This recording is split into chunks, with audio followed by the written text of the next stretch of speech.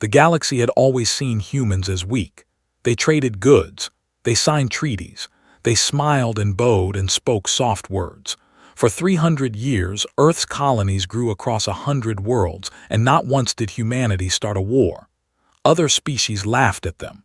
They called humans the quiet ones and treated them like children playing among giants. Admiral stood on the bridge of his flagship, the Stillwater. He was 62 years old, with silver hair and calm eyes that never showed anger. His officers called him the monk, because he meditated before every decision and spoke in old proverbs that his grandmother had taught him. He wore his uniform simply, without medals or ribbons, though he had earned more than any living officer. The Stillwater floated in the darkness near Jupiter, surrounded by 300 other Terran warships. They looked ordinary. Some aliens who had seen them said they looked almost primitive compared to the grand vessels of older civilizations.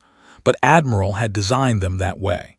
Let the galaxy think humanity was weak. Let them believe the Terran fleet was nothing special. The message came at midnight Earth time. Colony Meridian 7 had been attacked. The Dominion, a civilization that had conquered half a quadrant through violence and fear, had entered human space without warning. There had surrounded the peaceful mining colony and opened fire. 400,000 humans died in 3 hours. Lieutenant Commander Park brought the report to Admiral. Her hands shook as she handed him the data pad. She was young, only 31, but she had served under him for 5 years. She had never seen anything like this. "Sir," she said, her voice breaking, "they broadcast a message after the attack. They said it was a demonstration. They said humanity has 1 week to surrender all colonies in the outer sectors, or they will destroy another world." Admiral read the report slowly. His face showed nothing. No anger, no fear, no surprise. He simply read every word, then set the data pad down on his command console. "Recall the fleet," he said quietly. "Blinked, sir. Where do you want to position them for counterattack?"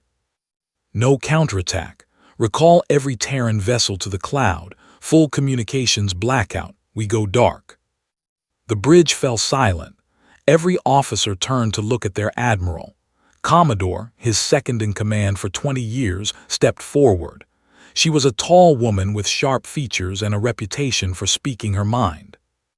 She said, using his first name as only she was allowed, "The galaxy is watching. If we retreat now, every species will see us as prey.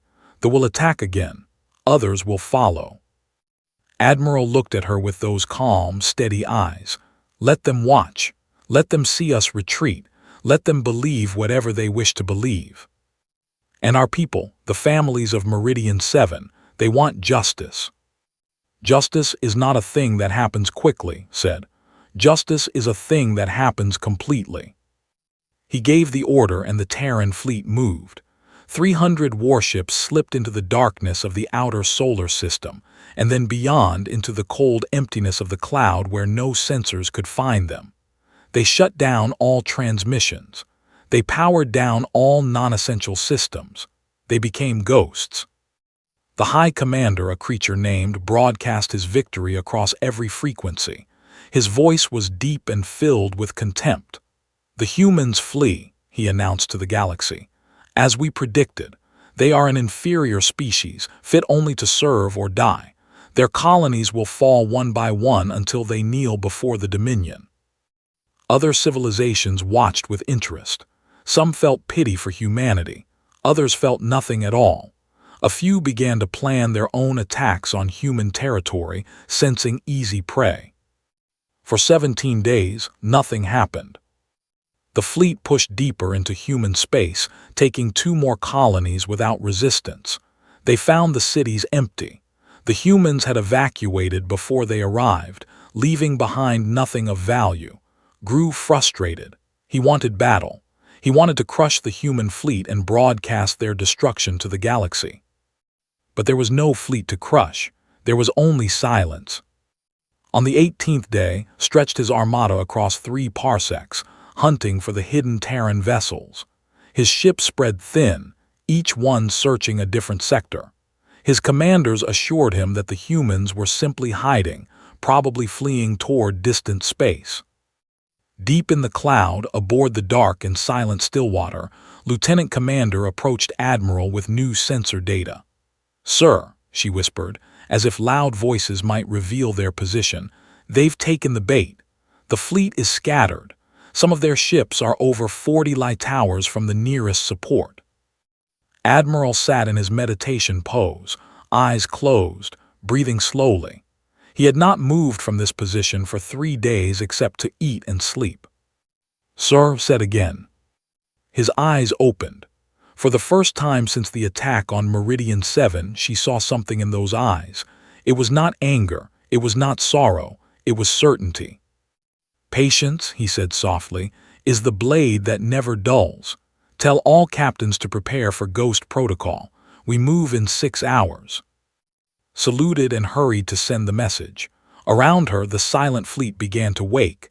Systems powered up without a single transmission, weapons loaded, engines warmed.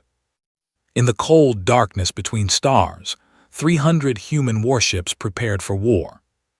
But this would not be war as the galaxy understood it. This would be something else entirely.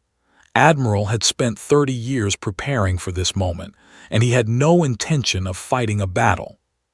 He intended to end a civilization. 30 years before the attacked Meridian 7, a young captain named sat in a small escape pod and watched 3,000 people die. The Ganymede convoy had been a diplomatic mission. 15 ships carrying scientists, doctors, teachers, and their families. They were traveling to meet an alien civilization that wanted to learn about human medicine. It was supposed to be a mission of peace. The raiders came from nowhere. They were a small group, only 6 ships, but the convoy had no weapons. Captain commanded the only military escort, a single patrol vessel called the Morning Star. He fought as hard as he could. He destroyed 2 raider ships before they crippled his engines and left him drifting. From his escape pod, he watched the raiders tear apart the convoy. He sent emergency messages to Earth Command, begging for help. He received one reply: "Hold position. Committee is discussing response options." The committee discussed for 4 hours. By the time they approved a rescue mission, every ship in the convoy had been destroyed. The raiders took what they wanted and vanished into deep space. 3,000 humans floated dead in the void, and young Captain floated among them, alive only because the raiders had not thought his small pod worth destroying. That night, alone in the darkness, he made a promise to himself. He wrote it in his personal journal with a steady hand. "When war finds us, we will not answer with words. We will answer with silence, and then with totality." He told no one about this promise. He returned to Earth, received medals he did not want, and accepted a promotion he had not asked for. But from that day forward, everything he did served one purpose: preparing humanity for the day when words would not be enough. He rose through the ranks quickly. His superiors saw a calm, thoughtful officer who never raised his voice and always followed protocol. They did not see the man who stayed awake at night, designing weapons that did not officially exist. They did not see the secret meetings with engineers and scientists who shared his vision. They did not see the hidden shipyards in asteroid belts, building vessels that appeared on no official records. Commodore was the first person he trusted with the truth. She had served with him at Ganymede, one of the few survivors from his patrol vessel. She understood what that day had done to him. "You're building a shadow fleet," she said when he showed her the plans. They were alone in his office, the door locked, all recording devices disabled. "I am building an answer," he replied. "The galaxy sees humanity as prey, soft, weak, unable to fight. I want them to keep believing this. Until someone attacks us, really attacks us, not raids and pirates but a true invasion." His eyes were distant, seeing something far away. "When that day comes, we will not negotiate. We will not threaten. We will not give speeches or issue warnings. We will simply end the threat completely and let the galaxy draw its own conclusions. Studied the plans for a long time. She saw automated weapon platforms disguised as mining stations. She saw drone carriers hidden in the rings of distant planets.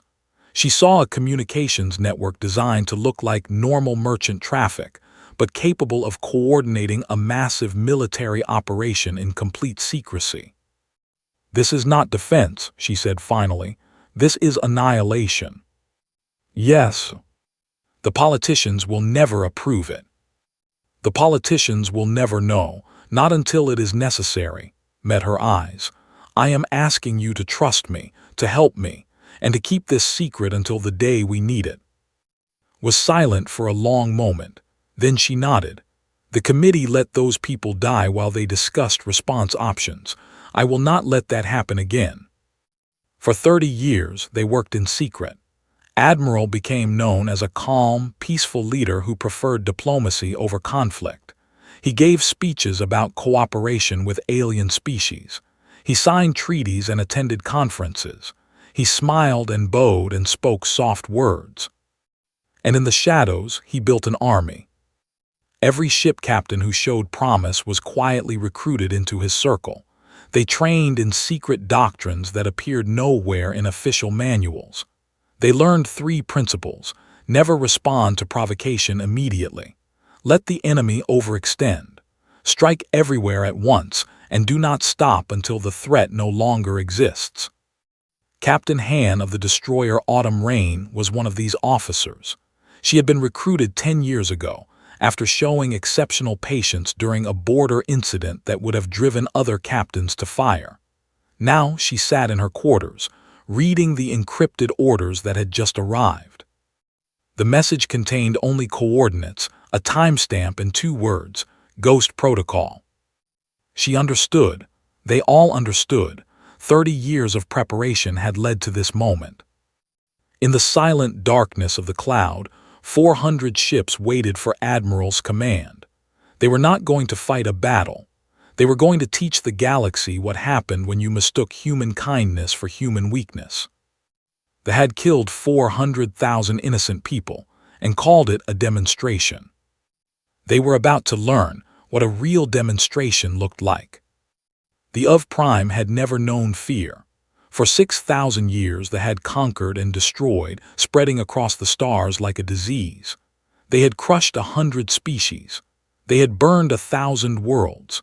Their military was the most powerful in the quadrant, and they sat at the center of it all, protected by distance and the knowledge that no one would dare attack them.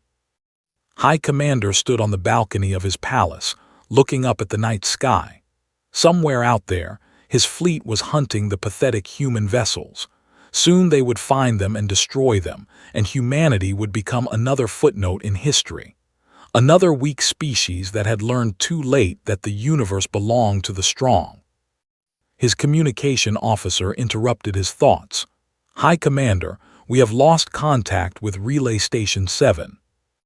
Waved his hand dismissively. "Technical malfunction. Send a repair crew." "Sir, we have also lost contact with Relay Stations 8, 9, and 12, all in the past hour." Now turned, his massive form casting a shadow across the room.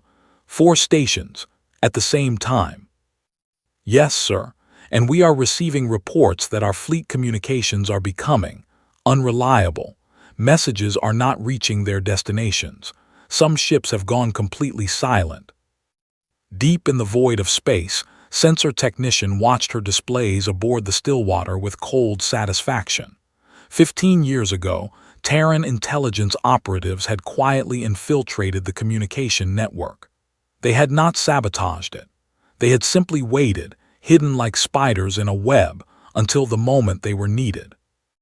Now, with a single command from Admiral, they had shut it down. The entire military communication system went dark in less than an hour. Ships could not talk to each other. Commanders could not receive orders. The greatest military force in the quadrant had been rendered deaf and blind without a single shot being fired. "Phase 1 complete," reported. "They are isolated." Admiral nodded slowly. "Begin Phase 2. Across space, 400 Terran vessels that had been drifting dark for weeks suddenly came alive. They had traveled silently for months, their engines cold, their systems powered down to minimum. They had never detected them because they had not been looking for ghosts. The first strikes hit the outer shipyards. Captain Han led a squadron of 12 destroyers against the construction facility at 3.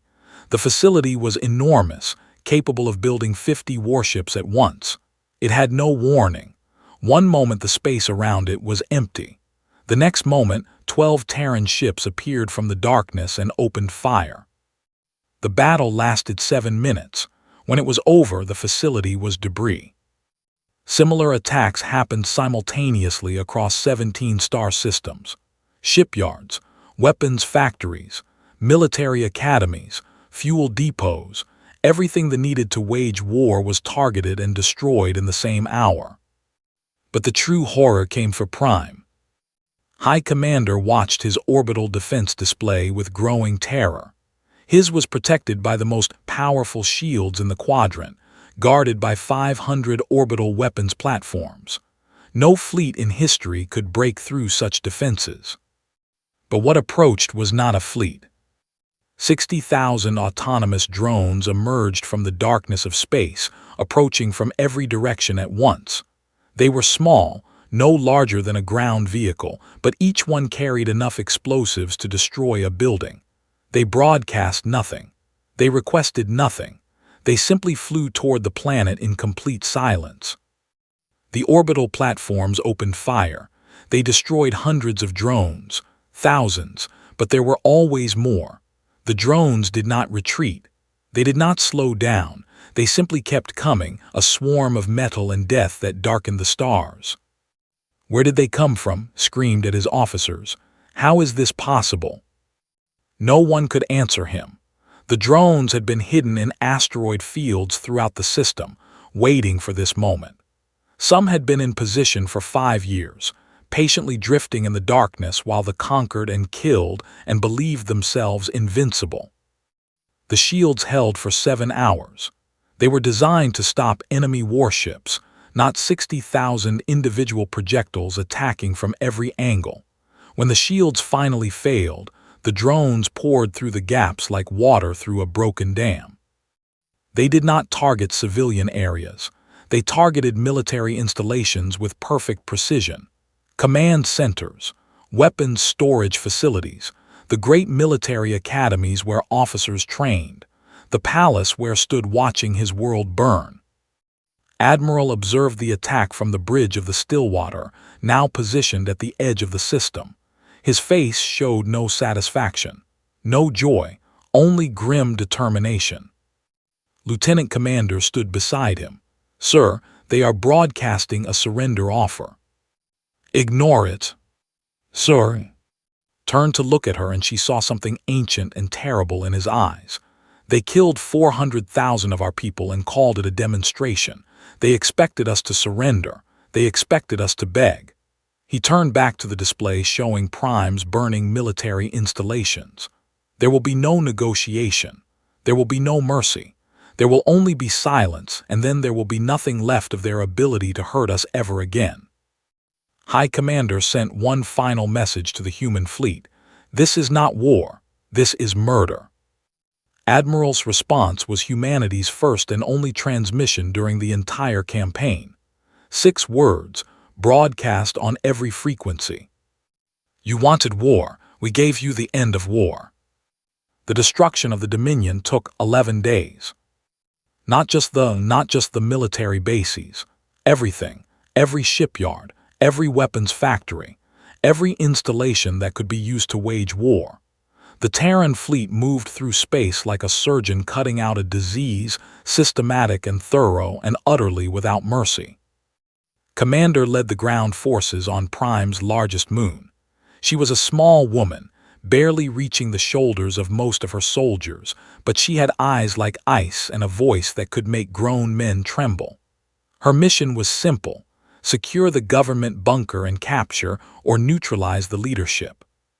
The bunker was buried deep beneath the surface, protected by blast doors 3 meters thick and defended by the most elite warriors. It was designed to survive orbital bombardment. It was designed to withstand anything. It was not designed for humans who had studied its blueprints for 15 years. Soldiers cut through the defenses in 6 hours. They used breaching charges in precisely calculated positions, exploiting weaknesses that they did not know existed. By the time they reached the inner chamber, most of the leadership had already taken their own lives rather than face capture. High Commander sat alone in his command chair, surrounded by the bodies of his staff. He stared at displays showing the destruction of his civilization with empty eyes. When entered, he did not move. "Human," he said, his voice hollow, "you have one. Is that what you came to tell me?" Stopped a few meters from his chair, her weapon raised but not aimed at him. "Admiral asked me to deliver a message." "A message?" Laughed, but there was no humor in it. What message could possibly matter now? "He wanted you to understand why." His eyes finally focused on her. "Why what?" "You killed 400,000 of our people on Meridian 7, civilians, families, children." His voice was calm, almost conversational. "You broadcast it to the galaxy.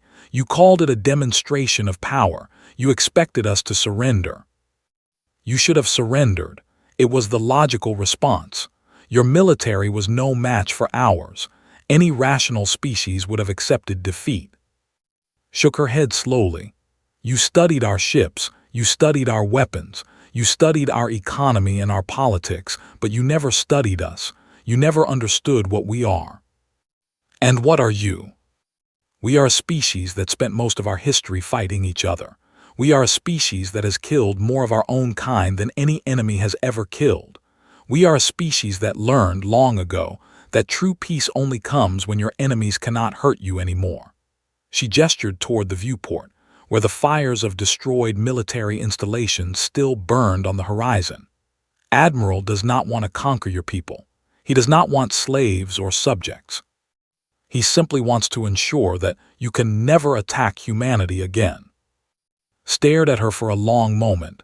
"You have destroyed everything we built, our fleet, our shipyards, our military academies. It will take us centuries to rebuild." "Yes.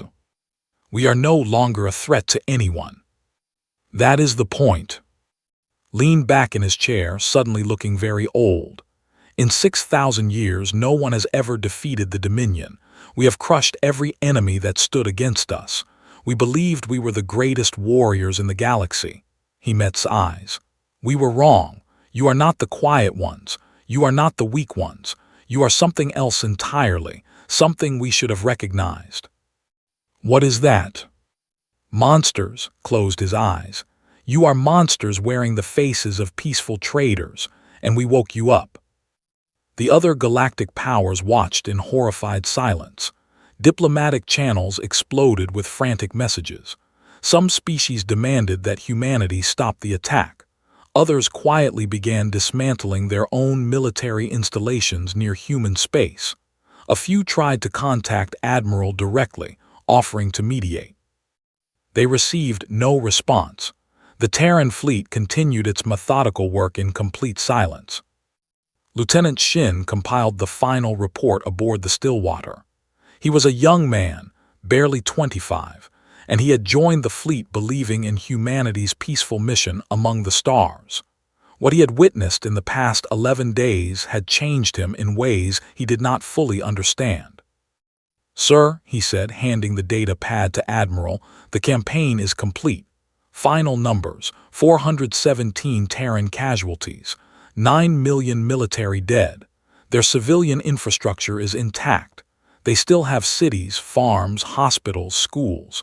They just no longer have the ability to wage war." Admiral took the report but did not read it. He stood at the viewport looking out at the stars. His face was unreadable. "The Galactic Council is demanding an explanation," continued. "They want to know why we did this. They want to understand." "Tell them we have no explanation to give," said quietly. "Tell them that humanity does not seek conflict. We never have. But if conflict finds us, we will not stop until it cannot find us again. Sir, some species are calling this a war crime. They say we used excessive force. Finally turned to look at the young lieutenant. His eyes held a sadness that went beyond words. Excessive? Yes, perhaps it was. Perhaps there was a gentler way to protect our people. Perhaps we could have negotiated, compromised, accepted some losses in exchange for peace. He shook his head slowly. But I watched 3,000 people die while politicians debated response options. I made a promise that day. I kept that promise. What promise, sir? That the next time someone attacked humanity, they would not get a second chance. The fleet began its long journey home. Behind them, the Dominion lay broken, stripped of every weapon, unable to threaten anyone for generations to come. Their people still lived. Their cities still stood, but they would never forget what humanity had done to them. And neither would the galaxy. 1 year after the war, Admiral retired to a small house on the Korean coast of Earth. The house was old, built by his grandfather's grandfather, and it looked out over the same sea where his family had fished for generations. He woke each morning with the sunrise, tended a small garden of vegetables and flowers, and spent his evenings watching the waves crash against the shore. The galaxy had changed. 6 major civilizations signed non-aggression treaties with humanity within weeks of the war's end. 3 others quietly moved their military forces away from human space without being asked. The raiders of Outer Cygnus, who had attacked human merchant ships for decades, simply vanished. Some said they had fled to another galaxy entirely. Others said they had heard what happened to thee and decided that any cargo was not worth that risk. Humanity was no longer the quiet species. They were still peaceful. They still traded and negotiated and signed treaties. But now everyone knew what lay beneath that peaceful surface. Now everyone understood that human kindness was a choice, not a weakness. Admiral Park, newly promoted, made the long journey from Fleet Command to visit at his coastal home. She had aged in the past year, gray appearing in her black hair, new lines around her eyes. The weight of command sat heavily on her shoulders. Met her at the door with a pot of tea, the same way his grandmother had once welcomed guests. They sat on the wooden porch overlooking the sea, watching fishing boats drift across the horizon. The Galactic Council has formally condemned the campaign, said, accepting her cup. They have issued a statement calling it a disproportionate response. They say humanity violated interstellar law. Sipped his tea slowly. And what do they plan to do about it? Nothing, they are too frightened of us. Good. Was quiet for a moment, watching a seabird dive into the waves. Some of our own people are calling for you to face trial. They say you committed war crimes. They say 9 million deaths cannot be justified. Perhaps they are right. She turned to look at him sharply. You believe that? I believe that I killed 9 million beings who were following orders from their government. Most of them were soldiers who had never seen Earth, never met a human, never done anything to us personally.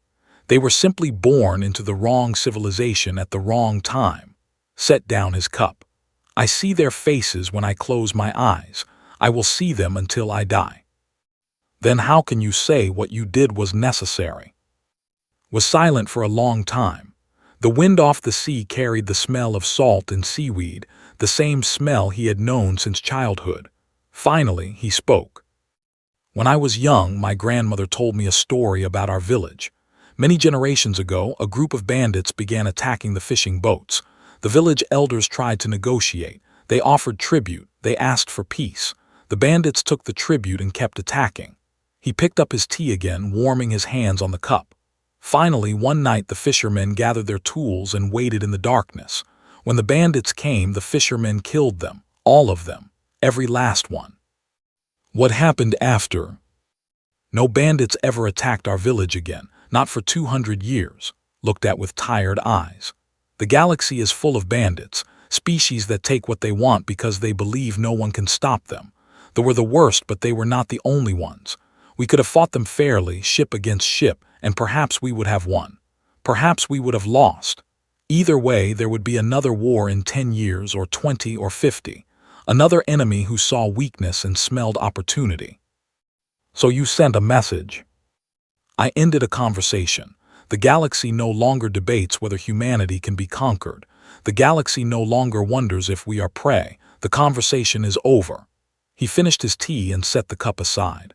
I traded my soul for my species. 9 million dead and my people will live free for 1,000 years, perhaps longer. It was not a fair trade. It was not a good trade, but it was the only trade I knew how to make. Stayed until sunset. They did not speak much after that. There was nothing left to say. When she returned to Fleet Command, she carried the weight of his legacy on her shoulders. The fleet would remain strong. The shadow network would remain hidden, and humanity would continue to smile and bow and speak soft words because that was who they truly were. But behind those smiles, behind those soft words, the iron would remain, just in case. In the archives of the Terran Defense Fleet, the conflict was officially designated Operation Autumn Silence. Cadets studied it for its tactical brilliance. Scholars analyzed it for its moral complexity. Politicians debated whether it had been necessary. Among the other species of the galaxy, it was known by a different name, the Reckoning. New civilizations would eventually emerge into the stars, young species taking their first steps into the galactic community. They would meet the humans and find them friendly, helpful, eager to trade and cooperate. And eventually, they would ask the question that every new species asked: are humans dangerous? The older civilizations would tell them the story. They would describe the peaceful traders who had endured insults and attacks for 3 centuries without response. They would describe the who had killed 400,000 humans and demanded surrender. And they would describe what happened next. 17 days of silence. Then annihilation so complete that the mightiest empire in the quadrant was reduced to a broken shadow in less than 2 weeks. The humans are kind, the older species would say. They are generous and patient and slow to anger. But if you strike them, if you kill their people and call it strength, they will not shout or threaten or make demands. They will go quiet. And then they will end you. Not because they want to, but because they have decided that your ability to hurt them is no longer acceptable. The new species would listen to this story. Some would believe it, some would not. But none of them, in all the centuries that followed, ever tested humanity again. In his small house by the sea, tended his garden and watched the waves. He was a man who had done a terrible thing for his people. He was a hero to some and a monster to others. He was both, and he knew it. The quiet remained, the peace held, and the galaxy remembered what humanity was capable of when pushed too far. That was enough. It had to be enough.